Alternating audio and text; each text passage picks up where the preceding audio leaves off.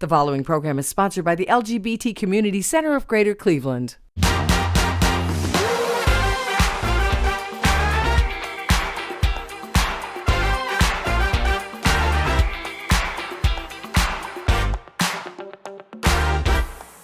Welcome to Pride in the CLE on WKYC, presented by WKYC, Cleveland Public Theater, and the LGBT Community Center of Greater Cleveland. I'm your host, Shafia Dooley.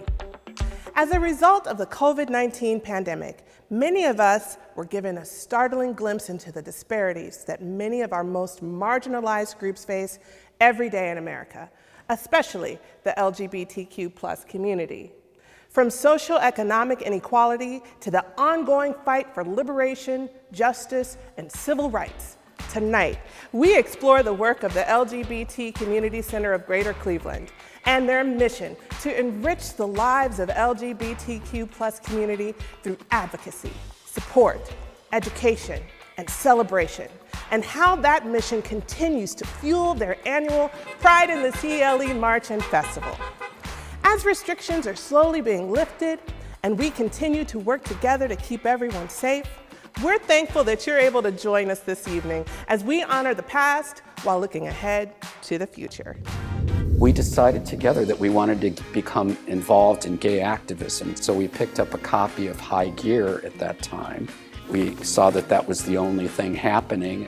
Gear started as a community foundation. It really came out of CSU, but for me as a media guy, I love that they published that High Gear magazine. It really was so important to have that content because it was a link for people to the community when they couldn't get out and about.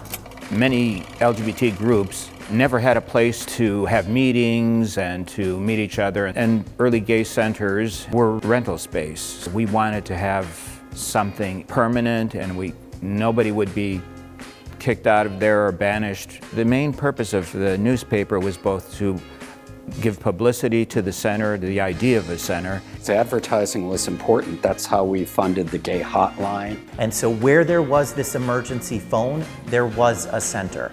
And whether it existed in people's apartments or in Tremont or on 29th Street or downtown, that's what the center was, because that was the commitment to keep manning that phone, because people were calling in saying, this is what I just experienced out on the streets. This is what's happening in my job. Where do I go to meet other people?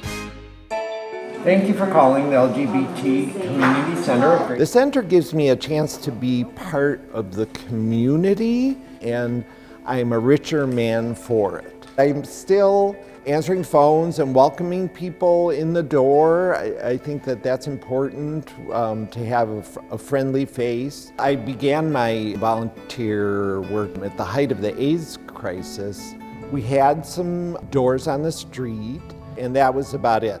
But it was a home. It was a space where people could be their authentic selves. And then we moved. It was very exciting to have this big space in Gordon Square. It was at the time just beginning its renaissance. It was in the basement, which meant you were still not quite visible. I used to describe the climate as if the folks who had, worked so hard to keep the doors open, that they were sort of shell-shocked. They were in the basement and they were kind of hiding. There was a lock on almost everything. There was a lock on the refrigerator. There was a lock on the supply cabinet. There was a lock on the front door. You had to be buzzed in. And I just remember being in that space. I remember how warm it was. I remember that there was coffee and there was just this it felt like going to someone's living room and hanging out with my friends. What I was thinking is that I could take the skills that I had as a nonprofit executive and bring them to the center, and along with some really amazing people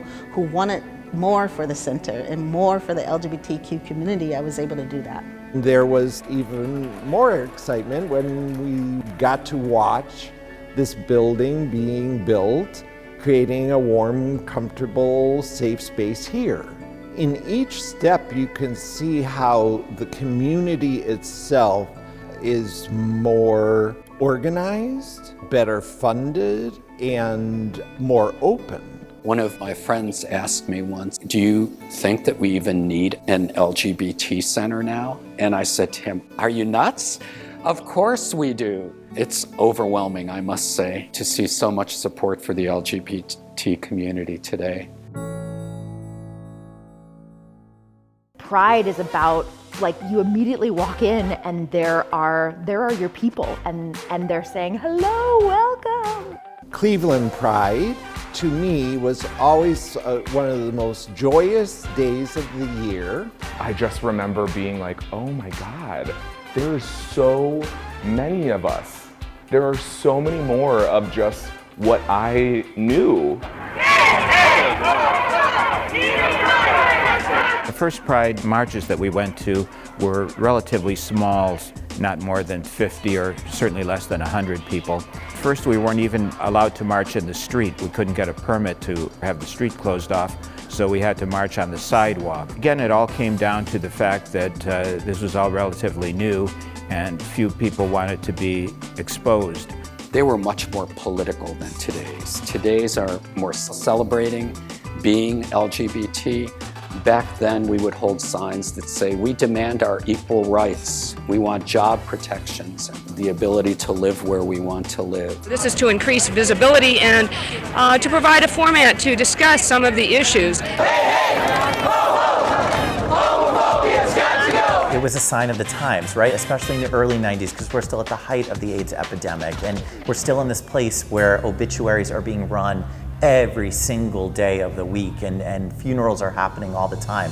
So they were a little bit of a mix of marches and celebratory floats, and certainly drag queens as well. For so long, Columbus Pride was the only game in town. That's where everybody went. Right, so we started in '89 and then the march in '90, and then people really started coming from all over in the '90s, and it became a hot place to be in Ohio. My first Pride, though, that I got to work, that is probably like one of my favorite Prides ever. We had 2 full-time staff and 2 part-time staff, and then me, and then Tom Stiebel. So I was there at the crack of dawn with all these other people who all wanted to have this really amazing day and were willing to get there early and make it happen.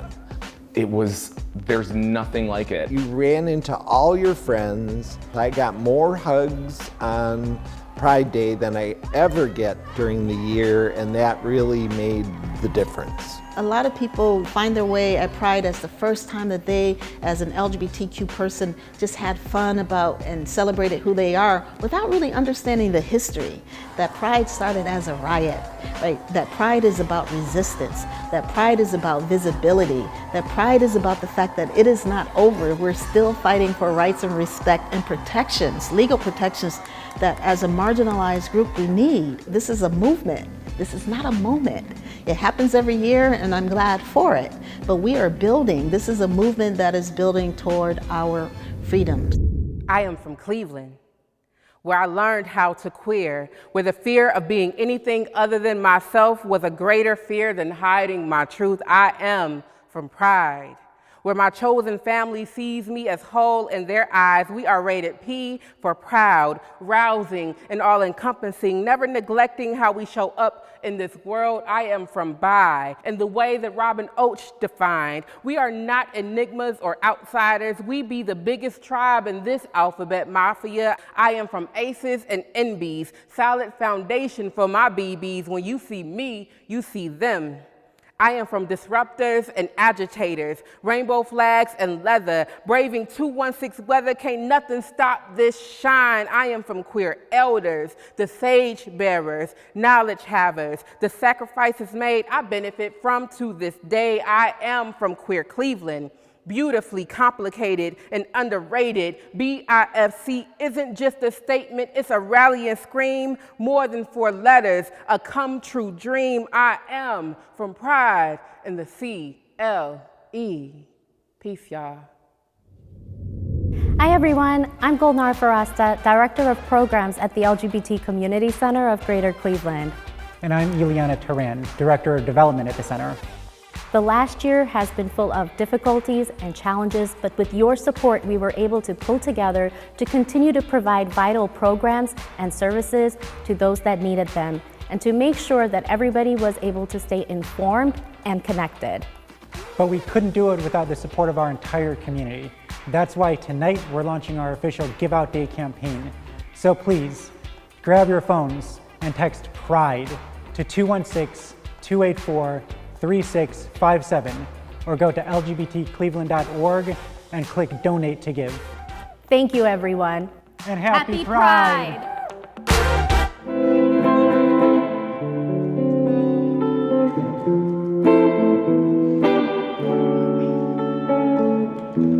Seems like you're always running from me.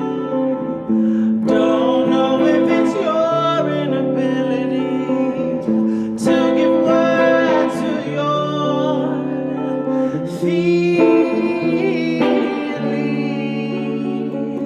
You pass right into everything with no regard to our dreams. Oh, that you promised me. I heard the words that, Pride wasn't gonna happen, and I said, we need to meet. Gonna hide it. This love, this love. I was there when they canceled it.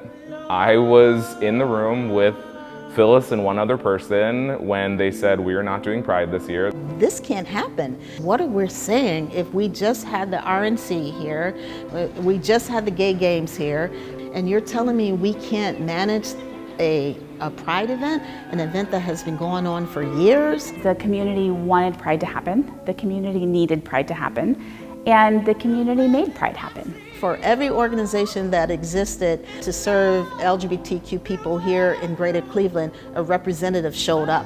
And that's how important Pride is to our community. The city heard the outrage from the community when that happened and stepped up and made the process a lot easier. And it was in that room that we decided to call it Pride in the CLE. It was in that room that we decided it was going to be a march and not a parade. It was the most stressful 13 days of my entire life. It was going to be meaningful, and it was going to be great, and it was what the community needed. I'll never forget marching across the bridge that year. Who's Pride? But it was so grassroots. Like, we had a banner that we had to get made really quickly, and it was not the cutest banner in the entire world, but we got it made quickly, and I got to hold it and lead this march. And we never imagined that we would look back over the Detroit Superior Bridge and see a sea of LGBT people coming down the bridge. Yeah, that's one of the amazing surprises of our lives. It was exactly what Pride is. Pride has always been about a group of people saying that we demand to be visible. From that, we have been able to make Pride more inclusive. I think the center really took a step forward beyond just an LGBTQ organization and really leaning into being a social justice organization. I really do think that we're seen as a leader, a leading organization, being able to provide the most comprehensive services that exist at the moment. And it's quite the story, and it's part of our history here in Cleveland because Pride absolutely matters to Greater Clevelanders. We came out of 2019 with the biggest Pride we've ever seen, and we had grand plans, and then COVID hit. We couldn't have the festival that we'd promised people, and that really hurt. But the community needed something, and that was a lesson that we'd taken away from 2016.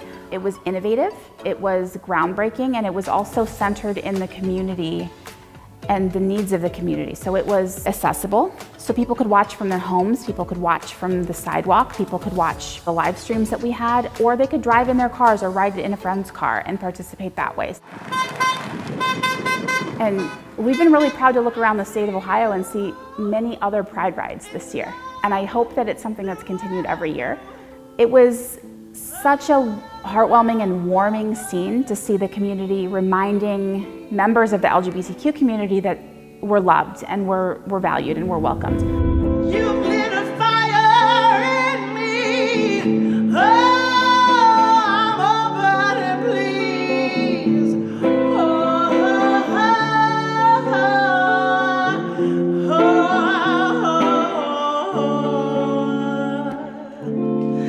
Just can't deny it.